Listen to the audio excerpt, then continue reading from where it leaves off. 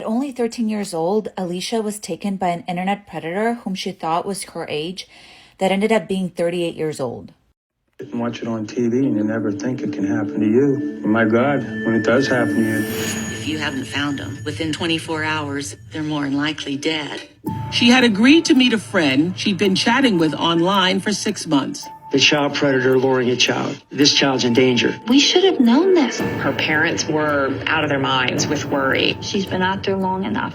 Typically in these cases, you don't often find these children alive. There was a caller on the line. This guy was viewing Alicia Kovacevic. He live streamed this horrific treatment. We've got something. We can do something with this. Time is of the essence. No one had any idea that we're going to be able to find her in time. They were calling me to say they had found my child, or is it to identify her body? It was just terrifying. I can't believe this kind of stuff. On New Year's Day, 13-year-old Alicia stepped out of her home thinking that she was meeting a boy who she's been chatting with online, but instead she stepped into a living nightmare. Having a family dinner, and between dinner and dessert, as I was clearing the table, Alicia went up to her room.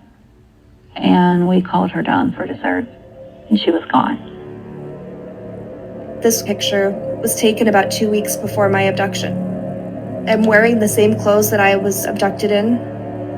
I walked out my front door between dinner and dessert to meet this person, just to say hi, who I thought was my friend. I walked up the street just a little, and next thing I know, that little voice inside of me spoke up.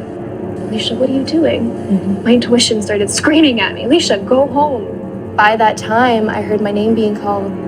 Next thing I knew, I was in the car and he was squeezing my hand so tightly that I thought it was broken. And he was telling me warnings, the trunk's cleaned out for you. And he started to drive. And he continued to drive and drive and drive. And eventually he hit a toll booth. And he threatened me, but he couldn't stop my tears. I had this immense, great feeling of hope that he was going to get to this toll booth.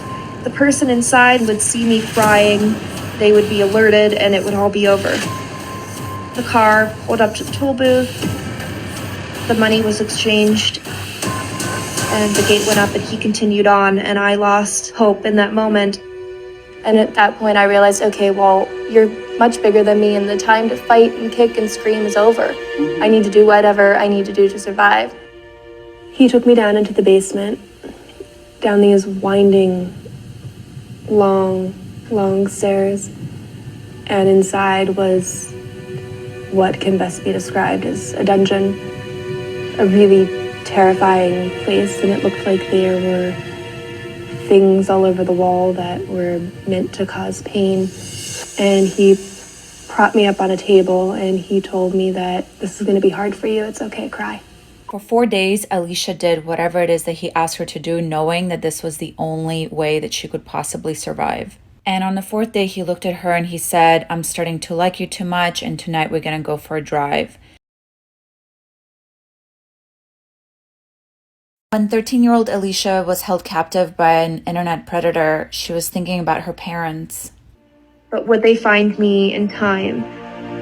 When was the last time I told my mom, dad, or brother that I loved them? Did they know that I loved them? And I decided in that moment that I was going to do anything to get away, that I was going to risk my life. I heard the door fall in, and these people, it sounded like they were tearing apart this house. I thought they were coming to kill me. I thought that he'd sent people to kill me. I was terrified.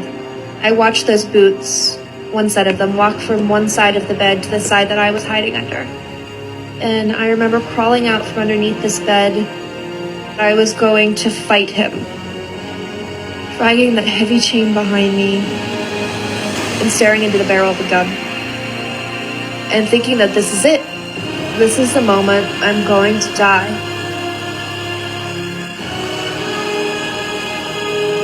And then he turned around.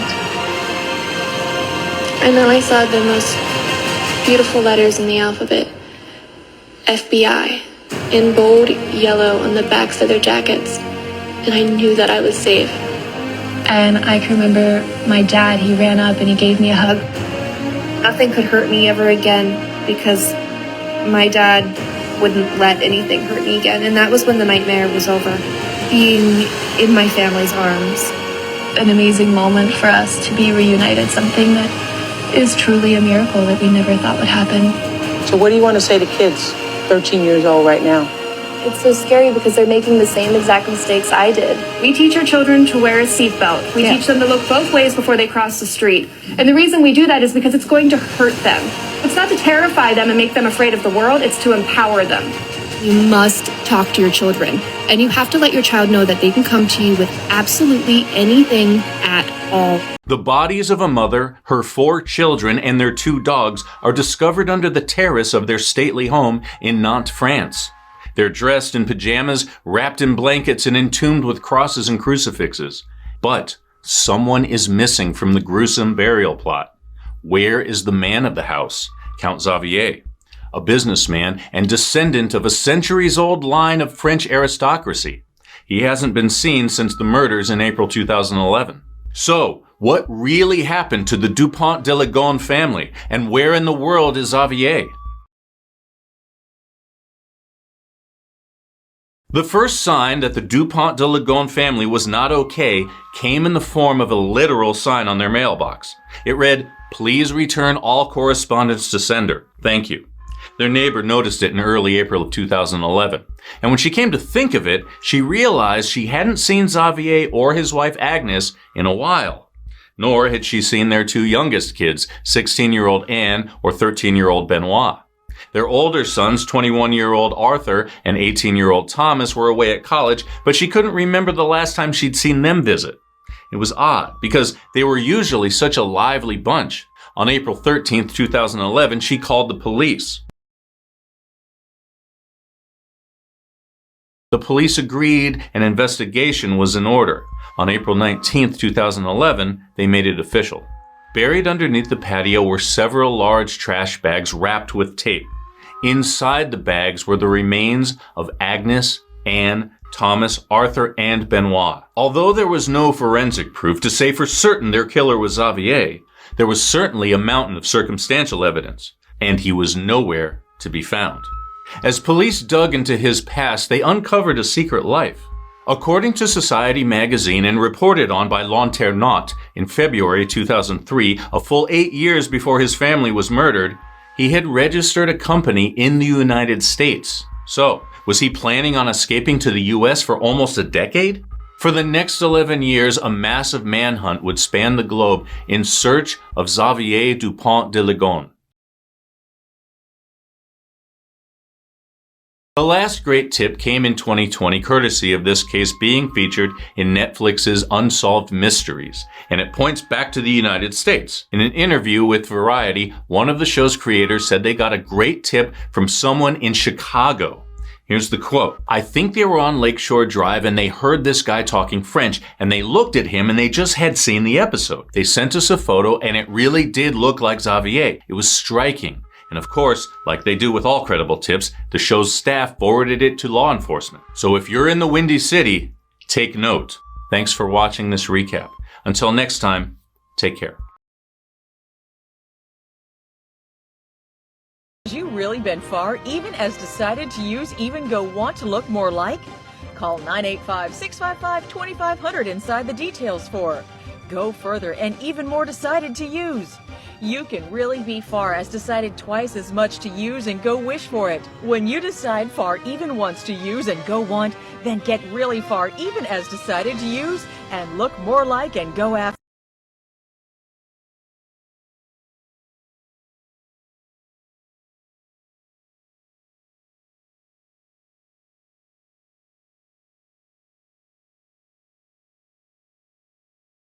In 2018, a 51-year-old woman drove her car onto a Little League field. Attempting to stop the woman and keep the children safe, 68-year-old Douglas Parkhurst jumps in front of the car and tries to close the gate. He succeeded keeping everyone safe, but sadly died from his injuries on the way to the hospital. Carol Sharrow is arrested, and the story should end there. but it doesn't. On Halloween night in 1968, 4-year-old Carol Lee Ashby was trick-or-treating with her older sister. Tragically, 4-year-old Carol Lee was hit and killed by a drunk driver, and the case remained cold for 45 years, until 2013 when Douglas Parkhurst confessed to being her killer. After 45 years, the statute of limitations had run out, and Douglas faced no punishment. When interviewed in 2018, Carol Lee's older sister Darlene said, "It's like a complete circle now. He went out the same way he took my sister out."